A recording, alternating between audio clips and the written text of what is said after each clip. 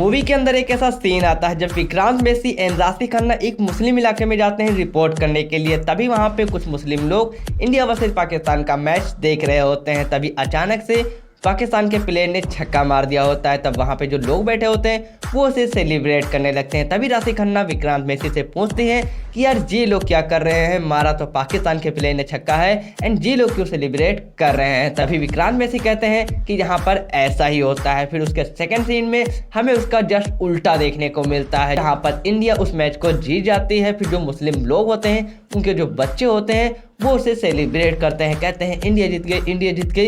And उस scene को देखने के बाद मैं लिटरली कंफ्यूज हो गया कि आखिरकार जो पहला सीन दिखाया था फिर उसका क्या मतलब निकला, एंड जो ये सीन दिखा रहे हैं फिर इसका क्या मतलब है, मैं क्या समझूं इस सीन को देखने के बाद। एंड जी हाँ, मैं बात कर रहा हूँ स्टारिंग विक्रांत मैसी एंड राशि Khanna the Sabarmati report movie के बारे में। पूरा देश आप जो कहती है उसे 100% सच मानता है, जो कि फाइनली रिलीज कर दी गई है, जिसको देखने के बाद मैं सिर्फ और सिर्फ इतना ही कहना चाहता हूँ कि इससे अच्छा आप किसी यूट्यूबर की वीडियो देख लो जो कि आपको सच्चाई के साथ अच्छे से एक्सप्लेन कर देगा कि आखिरकार गोधरा में हुआ तो हुआ क्या था।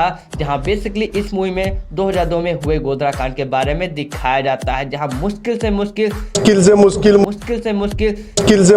इस मूवी ने इस टॉपिक पर 35 से 40 मिनट ही दिखाया होगा एंड बाकी टाइम हमें कुछ और ही दिखाया जाता है। जहां पर इस मूवी को अगर मैं एक लाइन के अंदर रिव्यू करना चाहूँ तो यही मैं कहूँगा कि यार मजाक बना करके रख दिया है। जहां पर हमें कबीर सिंह वो क्रिंज कॉमेडी एंड वो बाई वाला वो क्या ही मतलब देखने को मिलता है जिसकी कोई ज़रूरत ही नहीं थी। जहां पर बेसिकली इस मूवी में हमें एक ऐसे कैमरामैन की कहानी देखने को मिलती है जो कि सडनली रिपोर्टर बन जाता है। अब वो कैसे, भाई मुझसे ना पूछो, जो कि सच्चाई के साथ खड़ा हुआ होता है, जिसके कारण उसका सब कुछ बर्बाद जाता है एंड वो 5 साल लगातार भाई दारू पीता रहता है एंड अपनी ज़िंदगी बर्बाद करता रहता है। फिर 5 साल के बाद उसके पास आती है राशि खन्ना जो कि कहती हैं मैं भाई तुम्हें रुपये दूंगी एंड तुम मेरे साथ गुजरात चलो एंड फिर से हम साबरमती रिपोर्ट की जांच करेंगे। जहां पर वो मान जाता है, फिर वहां पे जाकर के वो जांच करना शुरू कर देता है, जिसके बीच हमें भाई क्रिंज कॉमेडी वो बॉयफ्रेंड वाला वो भाई बाई वाला वो पैसे के चक्कर वो दारू वो चखना यही बवाल देखने को मिलता है। जहां पर भाई मुझे देख करके काफ़ी ख़राब लगा, इतनी सीरियस टॉपिक पर मूवी बनाई जा रही है जहाँ पर ये बिना मतलब की क्रिंज कॉमेडी घुसा रहे हैं जिसकी कोई ज़रूरत भी नहीं थी। उसके बाद आगे क्या होता है, क्या वो लोग जांच कर भी पाते हैं, जांच करने के बीच उनके साथ क्या क्या होता है, ये जानने के लिए आपको कोई मूवी देखनी पड़ेगी, जो कि मैं चाहता हूँ कि ना ही देखो तो ही बेहतर है क्योंकि कोई मतलब नहीं निकलता है। इससे अच्छा आप यूट्यूबर की वीडियो देख लो जो कि आपको अच्छी तरीके से समझा देगा एंड सच्चाई के साथ दिखाएगा। यहाँ हम बात करते हैं सभी की एक्टिंग के बारे में, जहाँ पर मुझे एक्टिंग किसी की भी अच्छी नहीं लगी, किसी की भी नहीं अच्छी लगी। विक्रांत मैसी की एक्टिंग कहीं के पे थोड़ी सी अच्छी होती है लेकिन बाकी टाइम वो भी ओवर एक्टिंग क्रिंज कॉमेडी करते हुए नजर आते हैं। जहां पर जो हमें राशि खन्ना की एक्टिंग देखने को मिलती है वो भाई इतनी ओवर एक्टिंग कर रही थी। एक सीन होता है जब वो मौलवी से पूछताछ करती हैं, हाँ भाई वो सीन के बारे में भी बात करूंगा, एंड वो बात करते हैं वहाँ पे भाई वो रोने लगती हैं, वो चिल्ला चिल्ला करके कहती हैं कि तुमने ये किया, तुमने वो किया, तुमने अपने कौम के साथ गद्दारी की। भाई वो इतनी ओवर एक्टिंग भाई वो लग रहा था, मैं क्या ही कहूँ यार, नहीं समझ में आया मुझे।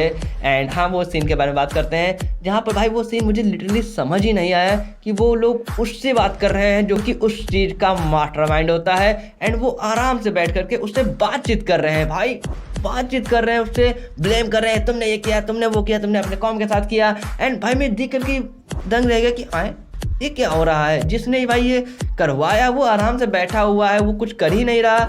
भाई मुझे नहीं समझ आया उसे देख करके। सारी चीज़ों के देखने के बाद भाई मैं समझ गया था कि आज जो इसके मेकर्स हैं वो सीरियस नहीं है, उन्होंने ना ही रिसर्च किया है ना ही कुछ किया है, उनका सीधा साधा मतलब था पैसा कमाना। भाई वही वो करेंगे एंड देखते हैं क्या मूवी पैसा कमाती भी है या फिर नहीं, देखते हैं क्या होता है, देख लेते हैं। जहाँ पर इस मूवी का जब हमें क्लाइमेक्स देखने को मिलता है, क्लाइमेक्स थोड़ा सा सीरियस भी होना था लेकिन वहाँ पर भी इन्होंने बिना मतलब का वो रैप सॉन्ग घुसा दिया जिसकी कोई ज़रूरत नहीं थी। एंड वो जो सीन दिखाया जाता है जो लास्ट में जहाँ की ट्रेन में क्या क्या हुआ था, वो सीन भाई इतना हार्ड हिट ही नहीं कर पाता है, जबकि यार वो सीन भाई काफ़ी हॉरिबल था एंड भाई वो हिट ही नहीं कर पाता यार।